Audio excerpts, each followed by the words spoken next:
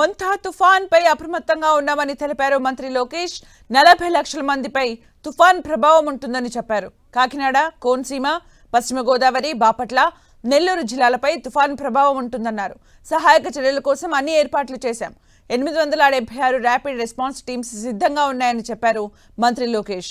364 పాఠశాలల్ని తుఫాను కేంద్రాలుగా మార్చామని తెలిపారు.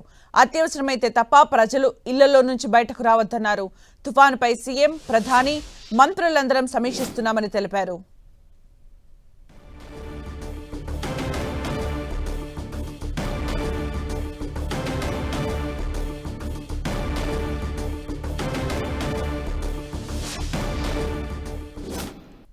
ఈ సైక్లోన్ వల్ల సుమారుగా 40 లక్షల మందికి ఇంపాక్ట్ ఉంటుంది. హై రిస్క్ ఏరియా వచ్చేగల కాకినాడ, కోనసీమ, వెస్ట్ గోదావరి, కృష్ణా, బాపట్ల, ప్రకాశం, నెల్లూరు ఈ జిల్లాలన్నీ రెడ్ అలర్ట్ లో ఉన్నాయి. ఇక్కడ ఎక్కువ ఇంపాక్ట్ అనేది ఉంటుంది. ప్రభుత్వం లక్ష్యం ఒకటే, లాస్ ఆఫ్ లైఫ్ అనేది ఉండకూడదు. దానికి తగిన చర్యలు తీసుకోమని గౌరవ ముఖ్యమంత్రి గారు చాలా స్పష్టంగా చెప్పారు.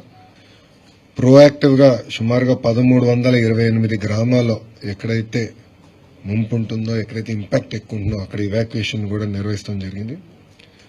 3465 మంది ప్రెగ్నెంట్ ఉమెన్ ని కూడా, అంటే రాబోయే 15 రోజుల్లో ఎవరైతే డెలివరీ చేస్తారో వాళ్ళని కూడా ప్రోయాక్టివ్ గా ఇవాక్యుయేట్ చేయడం జరిగింది. వాళ్ళకి కావాల్సిన పౌష్టిక ఆహారం గానీ ఇన్ని కూడా ప్రభుత్వం అందజేయడం జరుగుతుంది. ఇంతేకాకుండా 1906 టెంపరరీ షెల్టర్స్ కూడా ఏర్పాటు చేశాం. అక్కడ కావాల్సిన రిలీఫ్ మెటీరియల్స్ అని కూడా ఇప్పటికీ పంపించాం. శానిటేషన్ కావాల్సిన బ్లీచింగ్ పౌడర్ కానివ్వండి, లైమ్ కానివ్వండి, ఇదంతా కూడా పొజిషన్ చేస్తాం జరిగింది. పాఠశాలలకు వచ్చేగల సుమారుగా 14,798 పాఠశాలలు ఇప్పటికీ హాలిడేస్ ప్రకటిస్తాం జరిగింది.